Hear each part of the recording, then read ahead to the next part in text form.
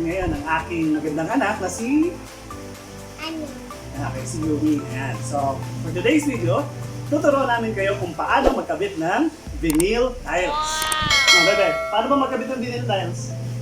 I-glue mo lang yung door tapos ilagay mo yung vinyl tiles. Okay, igugulo daw agad.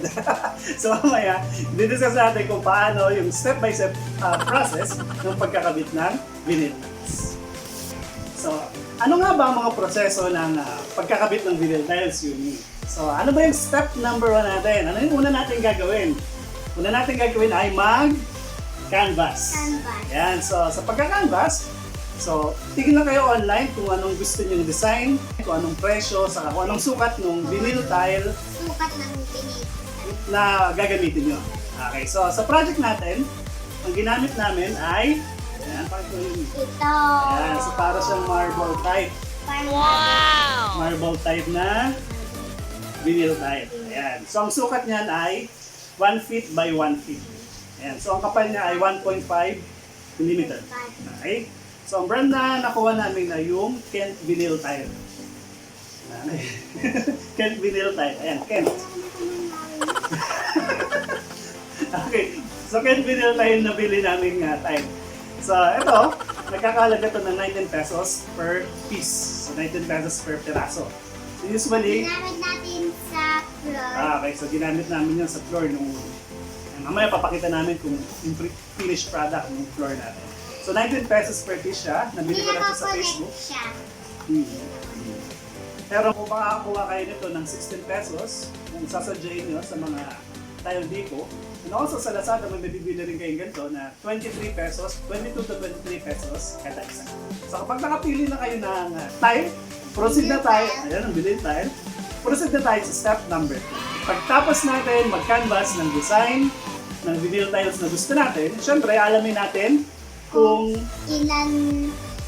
ilang tiles yung kailangan namin. okay, okay. So kung ilang tiles ang kailangan natin sa ating project. So para malaman yung number of tiles na kailangan natin doon sa flooring nyo. So una, alamin niyo muna yung size ng tile na bibili nyo. Kanina pinakita namin yung tile, ang size ng tile na yun ay 1 square feet.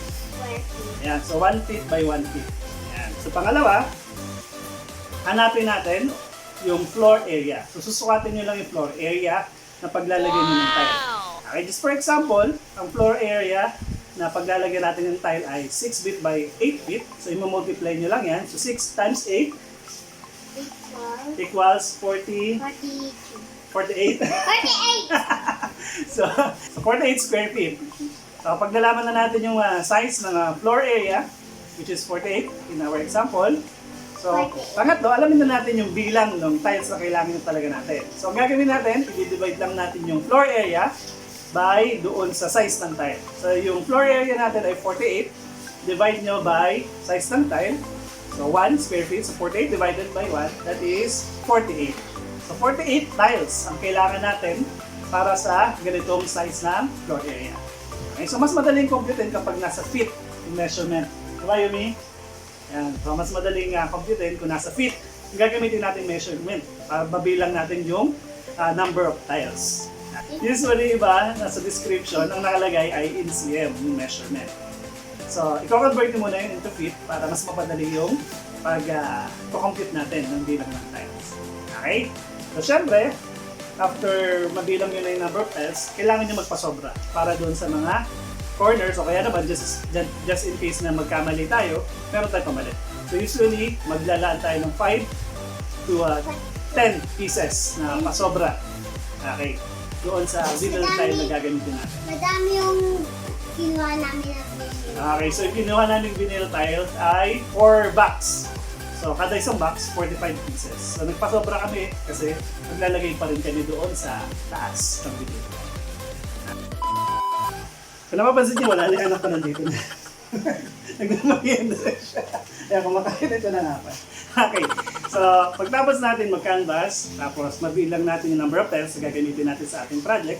So pangatlong step na gagawin natin ay yung floor preparation. So ipe-prepare na natin yung floor na kailangan nating lagyan ng ating vinyl tile. Okay? So unang yung gagawin kung may nilondin yan, Siyempre, tatanggalin natin yan. Tapos kung marimbo yung floor, linisin natin. So make sure wala siyang mga nakadikit na kung ano-ano. Kung merong butas, ayan, kung nakikita niyo sa video, may mga butas-butas yung ating floor na nilagyan, ay lagyan natin ng tapalan natin. Kaya naman, kung meron naman siyang mga bukol-bukol na maliliit, tanggalin natin. Okay, so make sure na patag at makinis yung floor na paglalagay natin ng ating vinyl tile para naman yung finished product natin ay maging maganda. Okay, so makinis. So after natin i-prepare yung floor para doon sa paglalagay natin ng vinyl tile, next step na gagawin natin ay yung pag-layout. Okay, so pag-layout ng ating vinyl tile, ayan, pakita natin. So ang ginawa lang namin dito, nag-start ako mag-layout dito sa ating pinto. Ayan. So dyan ako nag-start mag-layout sa pinto, papunta doon sa kusina. So, isang mahabang diretso yan papunta sa kusina. Okay, so nag-start tayo doon sa may pinto, tapos gumawa tayo ng isang mahabang linya papunta doon sa kusina. Yun yung ginawa kong layout.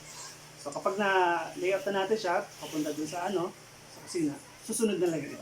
So, una natin ididikit ay yung mga buong tiles. Ayan. So, yung mga buo muna dahil sa may bandang gitna. Papunta sa mga gilid. Kasi yung gilid medyo medyo mahirap na siyang gawin. Kasi nga, susukatin pa natin yung mga gilid kasi hindi naman pantay-pantay yung mga gilid na yan. Hindi pantay-pantay yung mga edge na bahay namin. Katulad dun sa bahay namin, madaming mga uneven na edges. Ayan. So kaya naman, mas madali idikit yung buo muna, mga buo. Tapos ihuli na yung mga pira-piraso na.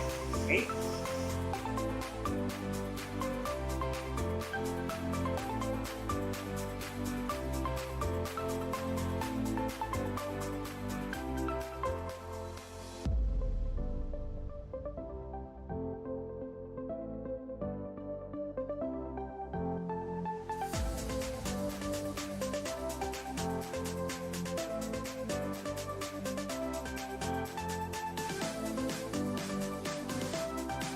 Para naman doon sa mga edges or yung mga gilid-gilid na paglalagay natin ng tile. So mas maganda kung susukatin muna lahat natin mga gilid. Okay? So once na nasukat na natin lahat ng gilid, nakapag-cut na tayo ng pira-pirasong vinyl tile para dun sa gilid. Okay? So saka natin tayo didikit. Kasi sa ganung paraan, mas mapapadali yung trabaho natin. Hindi yung isang cut tapos dikit. Isang cut, dikit. Okay, so mas maganda kung i-cut muna lahat natin yung paglalagyan para dun sa mga retaso sa mga gilid bago natin didikit lahat. Okay? So ito na.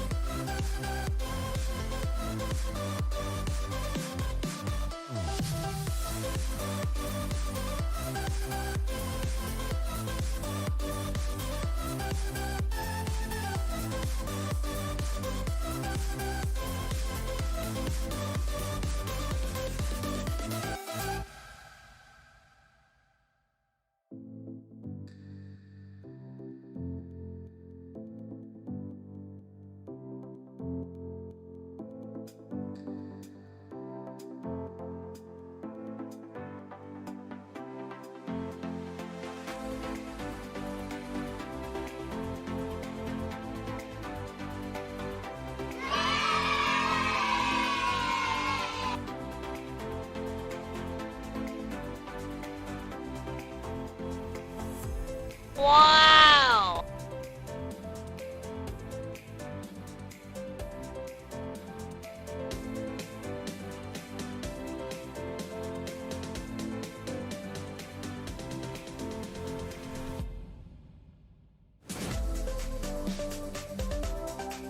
Wow!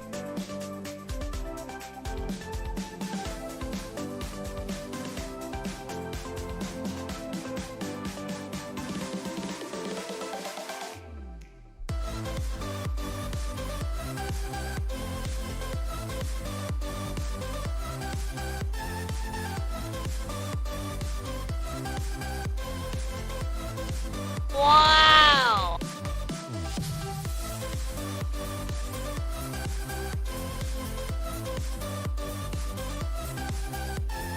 Okay, so dyan na nagtatapos yung video natin. Nagme-merienda na si Mimi. Kaya Kumakain. pa nga ako yung merenda eh. Kaya pa siya nagme-merienda. Okay. So, kung nagustuhan mo yung video na to, sa pagkakabit ng vinyl tile, pag-like na yung video natin. Kung gusto niyo naman maging updated, at bago ka pa lang sa ating channel, kung gusto niyo maging updated, at lagi makatanggap ng notification para sa mga i-upload nating video sa ating channel, paki-subscribe na rin yung channel natin and paki-hit na rin yung notification. Okay, so hanggang dito na lang. Maraming salamat sa panonood. Paalam! Paalam! Bye-bye! Bye!